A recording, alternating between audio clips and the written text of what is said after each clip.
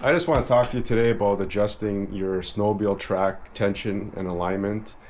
This is good information for if you're trying to learn how to do it, but also the main point of this video is to show you a special tool that I found that makes it super easy. So if you're an expert at this, you might not have seen this tool. It's a nice tool to use. I'll show you a little later on in the video. But let's just start off with why it's important to have the right tension on the track. Well, first of all, if it's too tight, the track, I'm sorry, this is a really bad example because this is a vintage sled. I know the setup's a little different on the modern sleds, but the principles are the same. So if the track is too tight, you're going to put extra wear on the hyfax, on the idler bearings, the drive shaft bearings, and just you have too much wear on the components. Now, if you have it too loose, the track can be flopping around. You can spin the driver on the track, damaging either the drivers or the track lugs, or ratchet the track as if you're racing. That's going to slow you down. Also, many of the newer sleds have heat exchangers that run in the top of the tunnel and the back of the bulkhead. So if the track's flopping, you can put a stud through that heat exchanger. So you want to have the right deflection, tension, and alignment on the track for sure. Now, how do you get that number? Well, every sled has a certain number. You can find it in the service manual or searching the net. But basically what it is, it says you put a certain amount of weight on the track.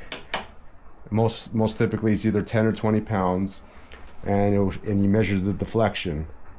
Now this is very loose, so it's not a good representation, but you know, the basic way to do it, it's similar on almost every sled, is there's some kind of bolt that holds your back axle here. So you would want to loosen your bolt so it's free, and then there's always some kind of adjustment nut or bolt that you would screw, and it sort of just pulls this back axle in and out, right? And it has to be, for it to be aligned, so the in and out will give you the tension, the deflection, and the alignment is the angle between the back drive axle and the front drive axle. So if this is misaligned, it's good, the track's going to want to wander one way or the other. So the best way that I did it before this tool is I found some weights. See here, I got some dumbbells. I actually have this 20-pound setup. This is probably for an Arctic Cat. It's either mostly likely 10 or 20. Sometimes they give you an odd number, like not 10 or 20 and not 1 inch or 2 inch, but you can just do a calculation to find something that works for you. So basically you're hanging your weight on your track, so it's hanging down like that, and you want to take a precise measurement from the bottom of the hyfax to the track here. And if it calls for 20 pounds and 2 inches, you just tighten your adjustment until this space here is exactly 2 inches.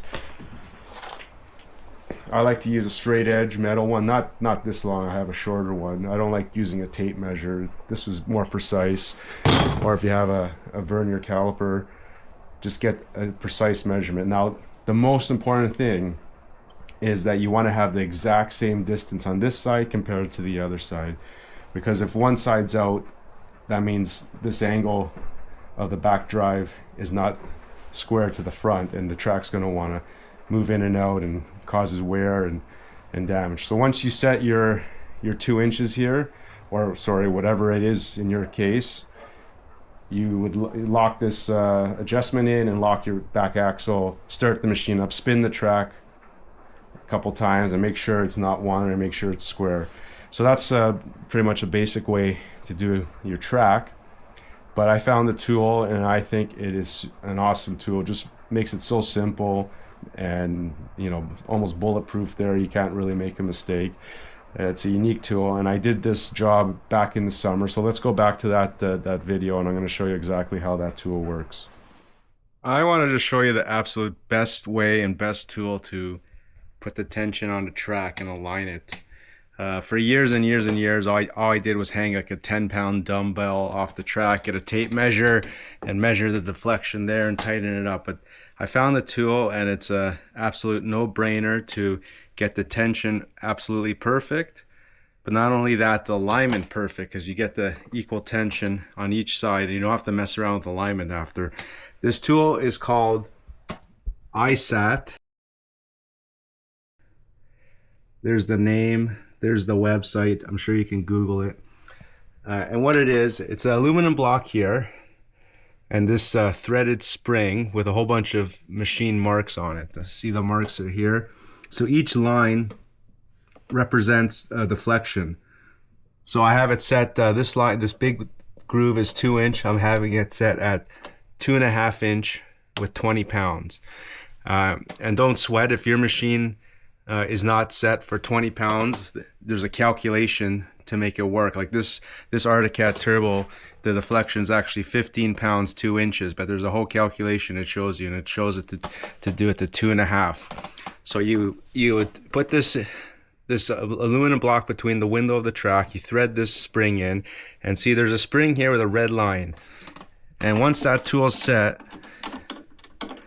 you just tighten up your track until the red line comes flush with the top, and you have a perfect deflection every time.